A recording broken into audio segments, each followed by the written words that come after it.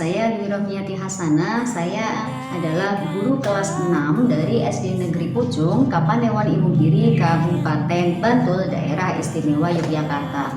Saya mencoba mengimplementasikan pembelajaran STEM di dalam kelas saya yang menggabungkan antara sains, teknologi, engineering, dan matematika untuk mengembangkan kreativitas siswa melalui proses pemecahan masalah untuk permasalahan sehari-hari.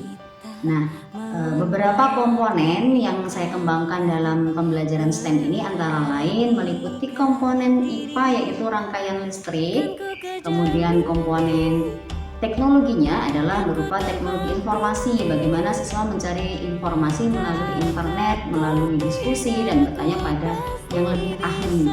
Kemudian engineeringnya bagaimana siswa dapat mendesain dan merancang serta merangkai instalasi listrik beserta miniatur rumahnya.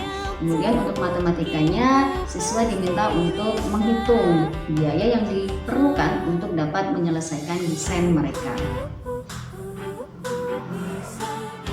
Pembelajaran STEM ini siswa diberi kesempatan untuk menggunakan pengetahuan yang telah dimiliki sebelumnya melalui proses desain rekayasa atau engineering design process, yaitu sebuah proses berpikir ilmiah yang meliputi identifikasi masalah, diskusi pemecahan masalah, mendesain produk, menguji hasil, dan mengkomunikasikan hasil.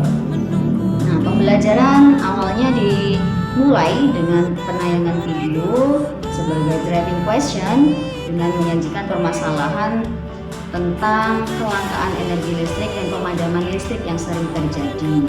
Kemudian siswa diajak mengidentifikasi masalah yang terjadi, diberi tantangan. Setelah mengidentifikasi, siswa diberi tantangan untuk merancang sebuah miniatur rumah lengkap dengan instalasi listriknya dengan bahan-bahan yang telah disebutkan.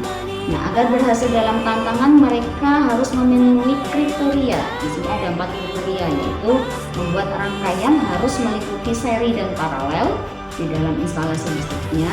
Kemudian rangkaian listrik harus berfungsi dengan baik, cahaya yang dihasilkan cukup, serta biaya yang dibutuhkan seminimal mungkin.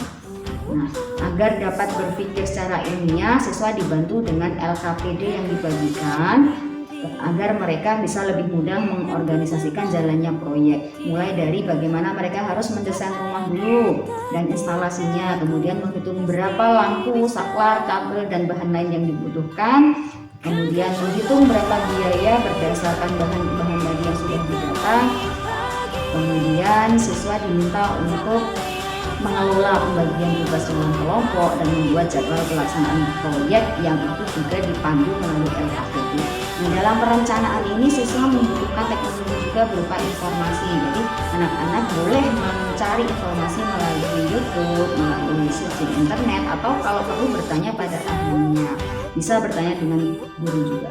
Nah, kemudian siswa diberi kesempatan juga secara lebih luas melaksanakan proyek ini dengan mendesain sesuai apa hasil diskusi kelompok mereka. Kemudian bagaimana mengorganisasikan kelompok belajarnya. Nah, dari proses ini kita bisa menilai sikap siswa dengan melihat apakah siswa itu mampu melaksanakan tugas sesuai dengan kesepakatan, kemudian apakah mereka mampu bekerja sama dalam kelompok. Nah, banyak juga pelajaran yang bisa diambil dari sini, bahwa bagaimana siswa ini bisa menyampaikan pendapat dalam sebuah kelompok, bagaimana menghargai keberagaman pendapat yang ada di dalam kelompok itu, dan yang terlebih lagi bagaimana siswa tidak mudah menyerah untuk dapat mencapai hasil yang diharapkan. Nah, ini yang ada di dalam proses engineering design proses tadi.